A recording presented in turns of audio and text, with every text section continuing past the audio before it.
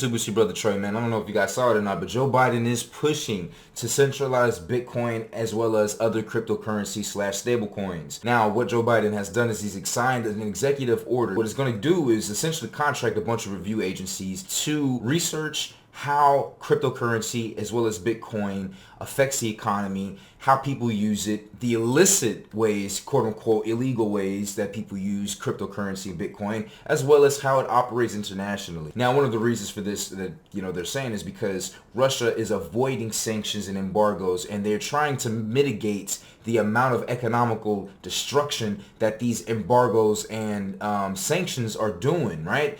I know you guys have seen from it, like TikTok, Visa, so many, Amazon. There's so many different places that are actually stopping services in Russia. OnlyFans, damn, even OnlyFans is on this wave of sanctioning Russia. Russia is pumping their money into Bitcoin and cryptocurrencies because that way they're still able to play internationally without using conventional means. And so Joe Biden makes a case in saying that, well, you know what, screw this, we're not going to have this. We need to bottleneck this, and we need to put a faucet on it. And what better person to do that than America, right? So we're going to find a way to centralize Bitcoin as well as cryptocurrencies. And so what I'm doing now is I'm going to give you guys 120 days to a year to come back to me, to the federal government, and report how we can regulate this. How does it work?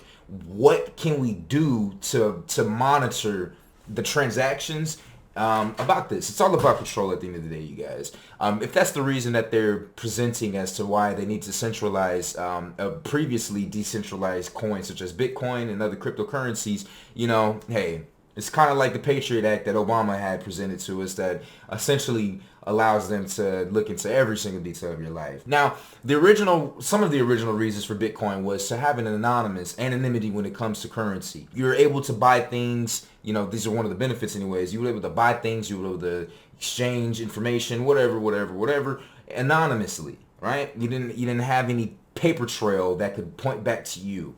Now, that was years ago, honestly, man. Like, I did some research when Vice City came out with that documentary on how people were using the dark web to get credit cards and, crack them and steal people's money that way. I looked into it, not gonna lie. I did some more research in the dark web. It intrigued me. And so what I did was I came across some forums, right? Now, at the time, the markets that were on the dark web were still receiving and using Bitcoin to exchange and buy goods. And it worked for a while. But there were one or two very progressive websites or markets, shall I say, on the dark web that were receiving, you had to use Ethereum or you had to use Monero or Ripple or something like that, you guys. It wasn't many. But now, I haven't checked the dark web in a minute, but I'm almost positive that most, if not all of them, are actually using other forms of currency instead of Bitcoin, because Bitcoin hasn't been anonymous for years, you guys. I know what you're thinking. I know what you guys hear online, but look at it like this. There are people out here that have been using Bitcoin to push and meddle hundreds of pounds, thousands of pounds of drugs, heroin, crack, meth, illegal stuff, you name it.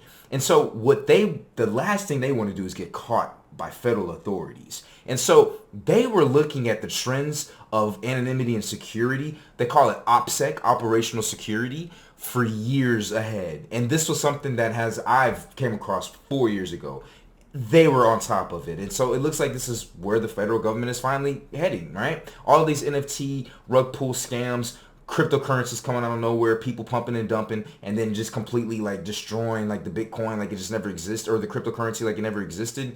It's coming to an end, you guys. The wild, wild west of cryptocurrency is coming to an end. Now, obviously, it's not happening today. It's not happening tomorrow. It's happening anywhere between 120 days and over a year from now, you guys. We're going to have a lot more of a solid schedule and plan that hopefully he's going to let us know about, and we'll be able to look at it that way. Now, there are some other ways, one of the other more interesting things that was part of this report was that Joe Biden wants these federal agencies to monitor how consumers are using cryptocurrency as well as Bitcoin economically and illegally. Now, one of the other ways that people were, kind of bypassing this anonymity or lack of anonymity when it comes to Bitcoin, and I know what you're thinking, what are you talking about? Bitcoin is anonymous. No, it's is not, and it hasn't been for a minute. It still takes a great deal amount of time to, actually go through the blockchain to see where the original Bitcoins came from and what was bought with the Bitcoins. But the fact that it can be done is enough for these people on the dark web to be like, it's a completely abandoned Bitcoin because it's just not anonymous. You could use Bitcoin tumblers, which was online, which is essentially, if you've seen Ozark, you know how Marty was putting the coins and the dollar bills in a washer and dryer, kind of tumbling it around. It's essentially the same thing when it comes to Bitcoin, except it's done digitally. You get some Bitcoin, let's say you got it from illegal means, go to this Bitcoin tumbler, pay a little fee to use the service, and this tumbler will essentially do thousands of microtransactions within a minute, within 30 minutes, within an hour. You determine how long you want it to be tumbled, and then by the time you get it back, that Bitcoin that you're getting, it obviously would have been less from what you put into it, but now it has an innumerable amount of transactions behind it, and so now it's basically impossible to, it'll take forever for someone to backtrack all of these transactions to figure out where it originally came from. Now, that was one way that a lot of, people were using this service to bypass the traceability of Bitcoin. If these agencies do a good enough job with that, and if they're getting contracted from the federal government, I'm pretty sure it's a really good contract, they're going to find this out, and so there's really no purpose in using this Bitcoin from an anonymity perspective anymore, you guys. It's moving on to other cryptocurrencies. But they're also doing research on other cryptocurrencies as well. So it's all over the place. What does this mean for the future of Bitcoin? I honestly think it's going to pump it up a bit. I think people are going to be a lot more trustworthy and more confident when it comes to Bitcoin if there is a central bank. I think that's going to be a lot more studies. People are going to put it out there. So more of the boomers, the older heads, and even people in their 20s or younger that are very skeptical about cryptocurrency is going to have a much more legitimate space in a lot of people's minds once the federal government releases their reports on research on it. And I think it's going to pump it up. Could it reach 100,000? I think it could. Do I see it going down because of these researches? Honestly, not really. I mean, think about it. Bitcoin is still something that is international alliances with NATO. There are like over 30, 40 countries inside of NATO. That's just going to be nothing but great for all of the countries that are aligned or that do foreign trade with each other. And what better person, it's just another way for America to stay on top, you guys. Think about it. If the US dollar is one of the most circulated and most powerful currencies in the world, if America were also to have a central bank that houses cryptocurrencies as well as Bitcoin, oh man, this is only going to further solidify America's position as the #1 country and one of the richest countries in the world with that. Now, oil, yes, that's still a very, very extremely valuable, resource, commodity out there. But damn it, man, the world is going digital. It's going digital. And so if America can have the US dollar, central bank for the US dollar, as well as have a central bank for cryptocurrency and Bitcoin housed in America, oh man, it's just gonna be crazy.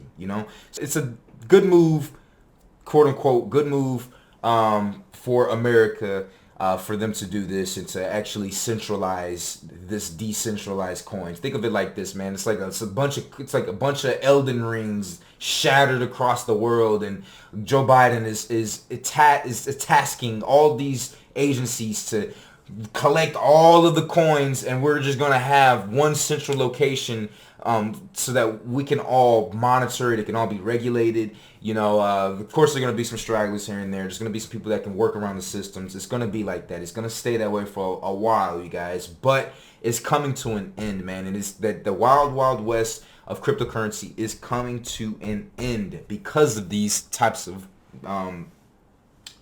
actions proposed from the government. What do you guys think about this, man? Is this gonna render Bitcoin useless? Is this gonna pump up Bitcoin to the 100K that everyone is wanting it to go to? Is this good for America? Is this good for the world? What do you guys think about this? Leave a comment down below. Thank you so much for tuning in. If you like the content, man, send a like, comment, and subscribe down below, you guys. I truly appreciate every single one of those comments, likes, any of that, man. I appreciate it. With that being said, man, it's your brother Trey. I'm out.